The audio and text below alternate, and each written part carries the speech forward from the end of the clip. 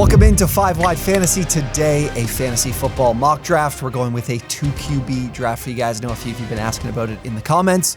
I think a lot of us that are, digesting fantasy content, talking fantasy football throughout the summertime are usually guys that tend to be in these SuperFlex leagues. Now, your more casual players are probably just in those one quarterback leagues, but I love SuperFlex. Definitely a very fun when it comes from the strategy standpoint, not just from the draft, but throughout the season of, quarterback being the most important position on the field. Why not emphasize its importance in fantasy football? So I love that. We do that for our in-office draft, which we should probably, now that I think about it, get to planning and working on. I'm excited about that. We do that every year. But today, we're going to run 15 rounds, 12-team mock draft, half PPR in a 2QB league. So I was running some mocks. I'm going to be running some more mocks on our TikTok account as well. I'll try to include the link down below if you guys haven't followed us there. And the 5 spot is where I really want to show you guys what I've been able to do. We'll see if the mock breaks the same way it has been for me. But I've really liked the team I've been able to build in SuperFlex from this spot.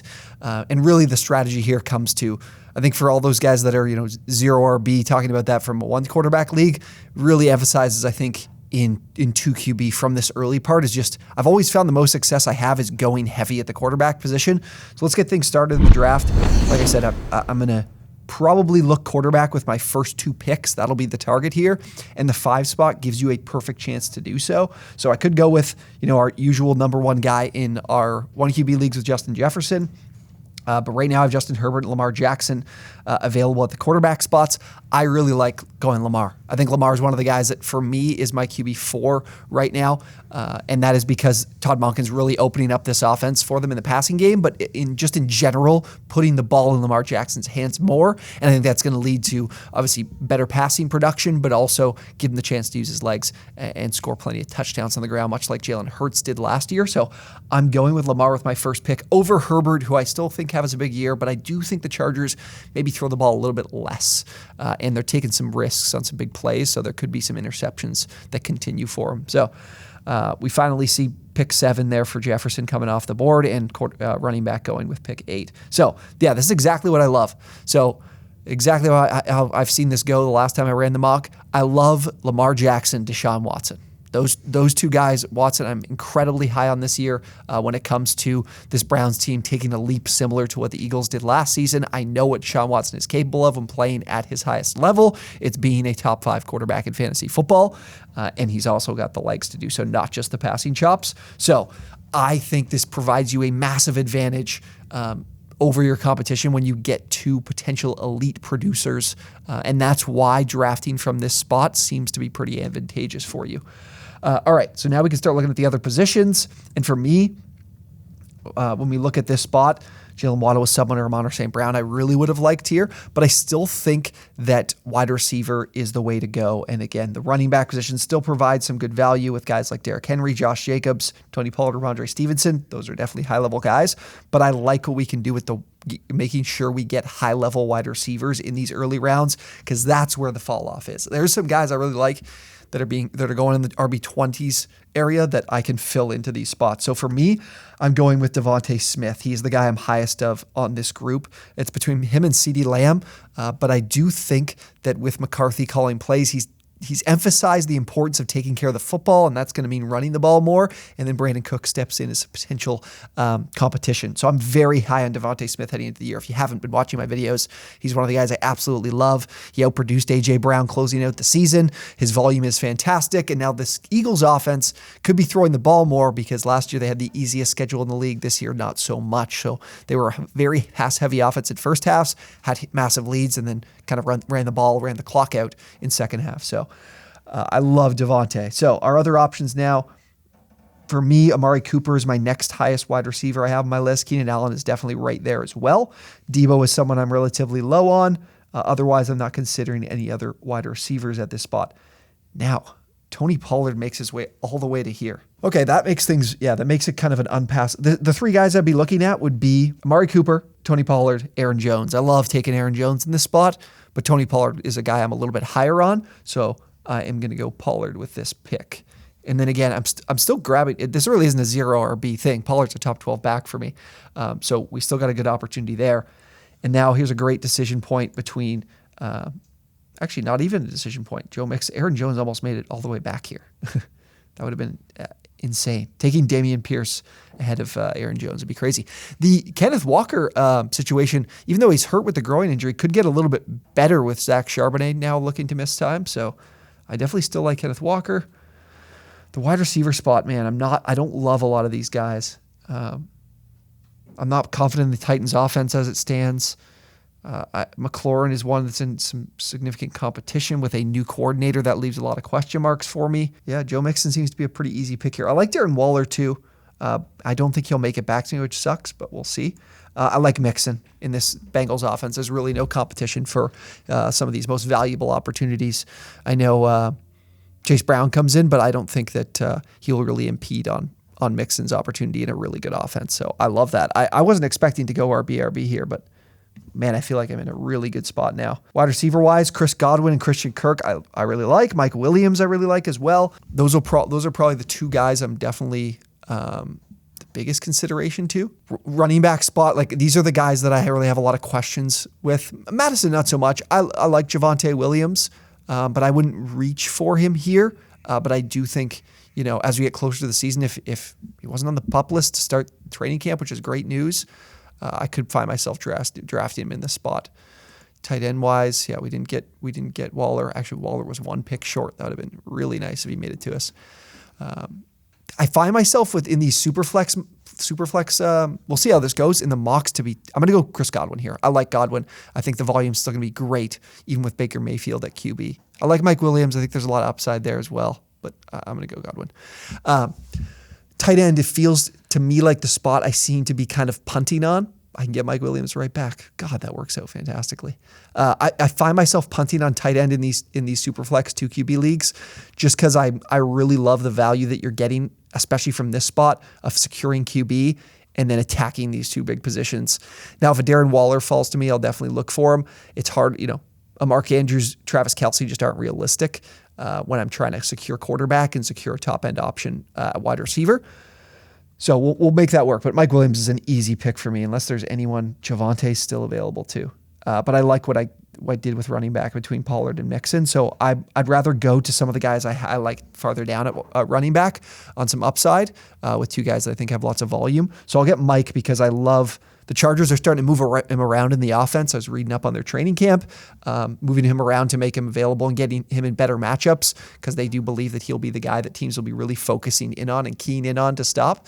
And not only are the Chargers looking to create way more explosive plays, that's been the entire talk of training camp, but they're looking to find ways to get Mike open as often as possible. So that's great. Oh, this draft, guys, is working out incredibly well, and it was very close to working out even better with some of these other ones we missed out on, like Waller. I love James Cook. The reports out of camp of his work in the receiving game, of him being the bona fide number one option for this Bills team on the ground. There's been talk about between Latavius Murray, Damien Harris, who gets that RB2 spot. Cook is cemented here. I really think that this could be a very different opportunity compared to years past with Devin Singletary, where there's more of a share of the offense. Like James Cook was eating into Singletary's receiving work.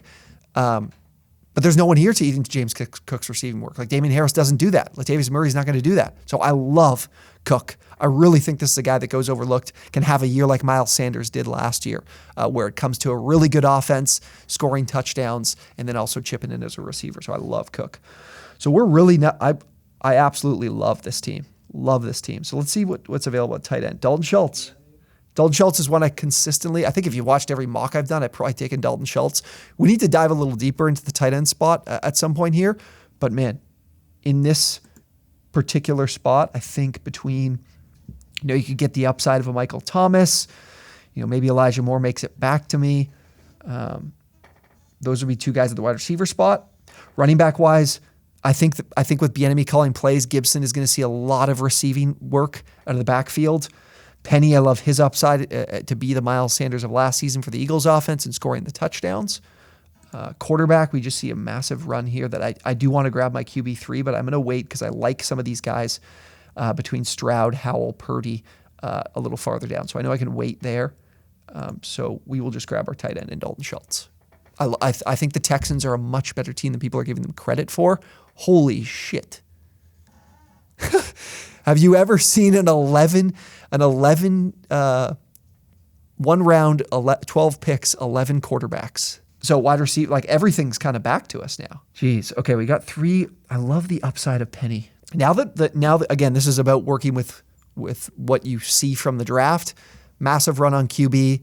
I don't have to grab QB now. I can wait another pick here. So I think Penny's great upside wise. He is definitely the more physical and better profiled back compared to DeAndre Swift, who had all the opportunity in the world to score touchdowns in Detroit, but they didn't give it to him because I don't think they believe in his ability to convert those opportunities. So Penny is a perfect pick for me here. Guys, I think I just drafted maybe my favorite team of any mock draft I've done. We've got like 4 picks left, and I just love it. Okay. Cortland Sutton. I love the upside of Cortland Sutton. Still falling to me at this spot. I've talked about him a ton. I would love to also get... Is Zay gone? Yeah, Zay Flowers is gone. I wasn't paying attention.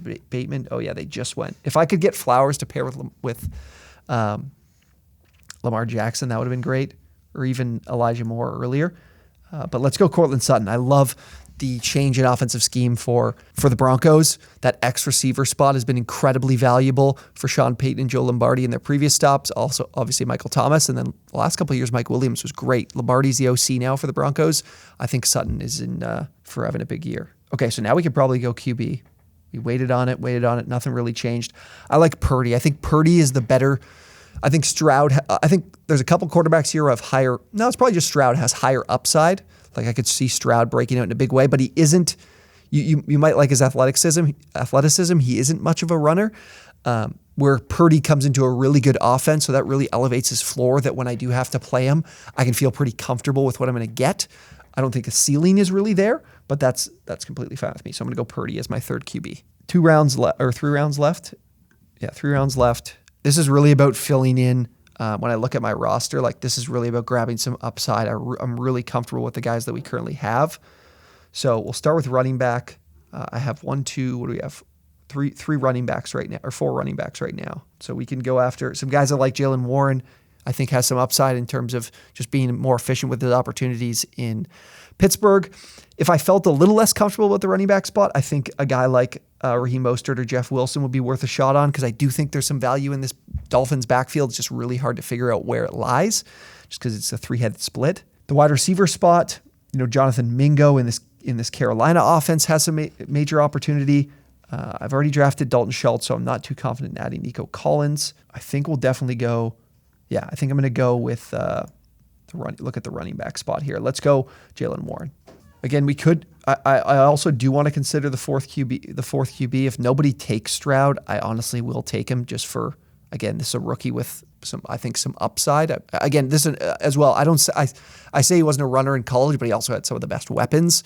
That in an offense that doesn't have nearly the amount of talent, that potentially, Stroud could use those legs a little bit more often. So I'll go Stroud. I like 4 QBs gives me great insurance, especially when we have a pretty deep bench here as it is, like going 15 picks in. I think is always good. The 4 QBs also puts you in a really good spot that if Purdy or Stroud are giving you like consistent production, you've got an excellent trade asset in those top 2 guys potentially, or one of these guys. Always think it's valuable putting, your league mates in a spot here where they're just, everybody's ignoring the quarterback spot, and I'll just grab a couple to be getting insurance. All right, running backs left here. I think Zamir White, with the way things are going with Josh Jacobs, certainly worth taking as that potential to just being like crazy valuable. That one that, if you're drafting this early, I think is smart to take, because closer to the season, before the season even starts, his value could explode. John Mechie, there's a lot of question marks of who emerges in this Texans offense. He's a potential option. The DJ Chark's been great in training camp. I don't put a ton into that. Curtis Samuel, the slot is really important in Bieniemy's offense. He's someone that I like as a late round sleeper.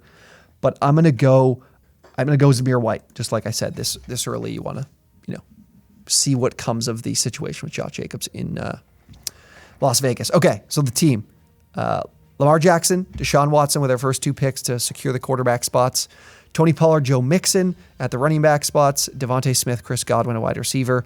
Schultz at tight end. Mike Williams, James Cook in my flex spots. And then some really good upside with both Rashad Penny and Cortland Sutton on the bench, along with Brock Purdy CJ Stroud as our 2 backup QBs, and Jalen Warren and Zamir White as some guys in some valuable offenses when it comes to being that handcuff. So like both of those guys there. All right.